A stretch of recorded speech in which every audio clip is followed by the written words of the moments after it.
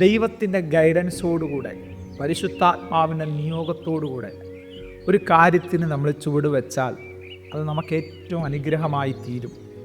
അതുമായിട്ട് ബന്ധപ്പെട്ട് വരുന്ന ഏതൊരു കാര്യവും ദൈവം ഉത്തരവാദിത്വം ഏറ്റെടുക്കും. അതുകൊണ്ട് ഏതൊരു ചുവടുവയ്പ്പുകളും ദൈവാത്മ നിയോഗത്തോടുകൂടെ ആയിരിക്കണമെന്ന് മോർണിംഗ് മന്ന സന്ദേശത്തിലൂടെ പ്രാരംഭമായിട്ട് നിങ്ങളെ ഓർപ്പിക്കുക. നമ്മൾ ചിന്തിക്കാൻ പോകുന്നത് അപ്പോസ്തലപ്രവൃത്തി 13-ാമത്തെ അധ്യായത്തിലെ ഒരു പ്രത്യേക വചനഭാഗമാണ്. 13-ാം അധ്യായം നമുക്കറിയാം. ശൗലെന്ന് പറയുന്ന പൗലോസ് രക്ഷയുടെ അനുഭവത്തിലേക്ക് വന്നു കഴിഞ്ഞിട്ട് പരിശുദ്ധാത്മാവ് അവനെ കർത്താവിൻ്റെ വേലയ്ക്കായിട്ട് നിയോഗിച്ചയക്കുന്നതാണ്. ഇതിനൊരു കാരണമുണ്ട്.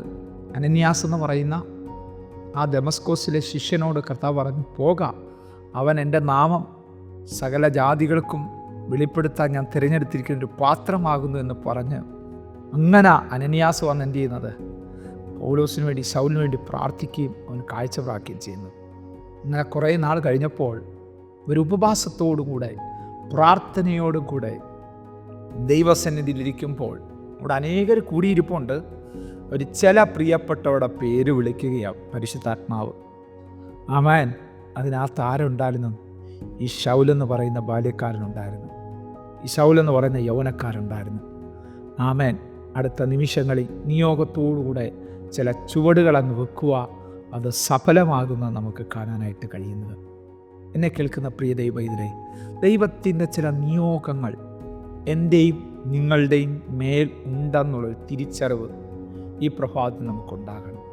ചില കാര്യങ്ങൾ ചെയ്യാൻ, ഒരുപക്ഷെ ദൈവനാമ മഹത്വത്തിന് മാത്രമല്ല, നിങ്ങളുടെ ഭാവിയുമായിട്ടൊക്കെ ബന്ധപ്പെട്ടായിരിക്കും, മുന്നോട്ടുള്ള ചില ക്രമീകരണങ്ങളുമായിട്ടൊക്കെ ബന്ധപ്പെട്ട് ദൈവം എന്ത് ചെയ്യും, ചില കാര്യങ്ങൾ ചെയ്യാൻ നിങ്ങളോട് പറയും. അത് ചെയ്യാത്തിടത്തോളം കാലം ആ ദൈവത്തിന് ശക്തി അനുഭവിക്കാൻ കഴിയത്തില്ല, വ്യാപരിക്കാൻ കഴിയത്തില്ല.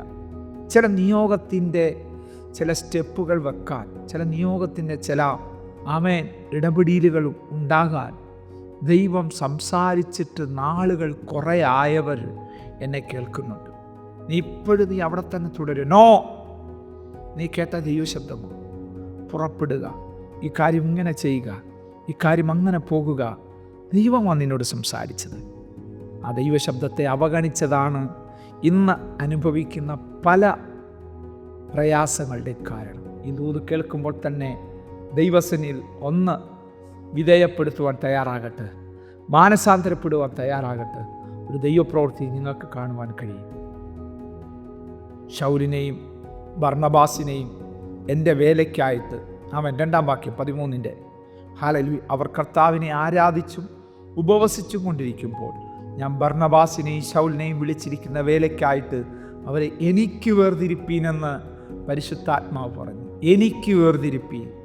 അങ്ങനെ അവർ ഉപവസിച്ച് പ്രാർത്ഥിച്ച് അവരുടെ മേൽ കൈവച്ച് അവരെ പറഞ്ഞയച്ചു. ഉണ്ടോ? ചില ദൈവനിയോഗത്തിൻ്റെ കൈവപ്പ് അവരുടെ മേൽ വരുന്നത് എങ്ങനെയാ? ഉപവസിച്ച് പ്രാർത്ഥിച്ച്. അവരെന്തോ ചെയ്തുകൊണ്ടിരിക്കുമായിരുന്നു? ആരാധിച്ച് ഉപവസിച്ചുകൊണ്ടിരുന്നു.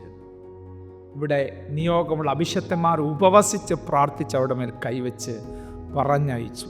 അവർ പോകുന്നത് എങ്ങോട്ടാണെന്നറിയാമോ? സിലൂക്കിയയിലേക്കാണ് ചെല്ലുന്നത്. കുപ്രോസ് ദ്വീപിലേക്ക് ചെല്ലുക.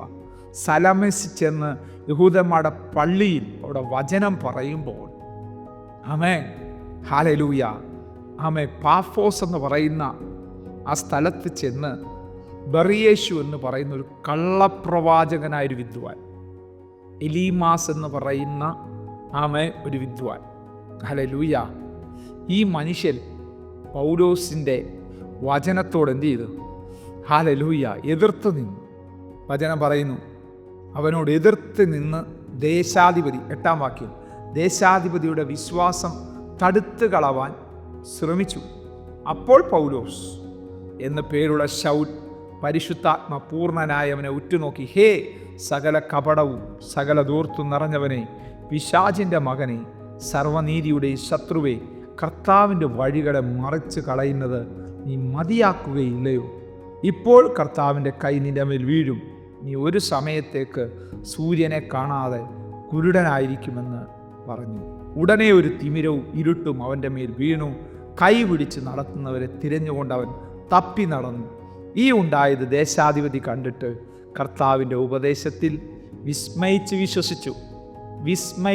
കഴിഞ്ഞ ദിവസം നമ്മൾ ആ ഒരു പദം ചിന്തിച്ചതാണ്. കണ്ട് വിസ്മയിച്ചു. പത്രോസിനെ കണ്ട് വിസ്മയിച്ചു. ഇവിടെ ആത്മപൂർണനായിട്ട് ശൗലെന്ന് പറയുന്ന ഈ പൗലോസ് വിളിച്ചു പറയുക, അല്പസമയത്തേക്ക് നിന്റെ കണ്ണെന്തിയും കുരുടായിരിക്കും. ഹല്ലേലൂയ. ഇതേ അനുഭവം ആർക്കുണ്ടായിട്ടുണ്ട്? ശൗലിനുണ്ടായിട്ടുണ്ട്. ദമസ്കോസിലുള്ള ക്രിസ്ത്യാനികളെ കൊല്ലാൻ അധികാരപത്രവുമായിട്ട് ദമസ്കോസിൻ്റെ പടിവാതിന് സമീപിച്ചപ്പോൾ സൂര്യനെ വെല്ലുന്നൊരു വെളിച്ചം അവരെ ചുറ്റും മിന്നി അവൻ്റെ കണ്ണിനെ അടിച്ചിട്ട് അനന്യാസ് എന്ന് പറയുന്ന മനുഷ്യൻ വന്ന് പ്രാർത്ഥിച്ച കണ്ണ് സൗഖ്യമായി.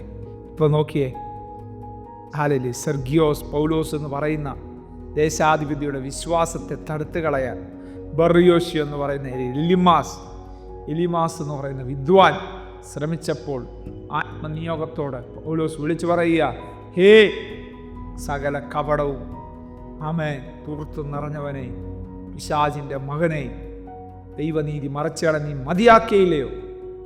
ഒരു സമയത്തേക്ക് നിന്റെ കണ്ണിൽ തിമിരം ബാധിക്കും. അടുത്ത സെക്കൻഡ് സംഭവിച്ചു. എന്തുകൊണ്ടത് സംഭവിച്ചത്? പരിശുദ്ധാത്മ നിയോഗത്തോടെ അവർ യാത്ര ചെയ്യുന്നത്.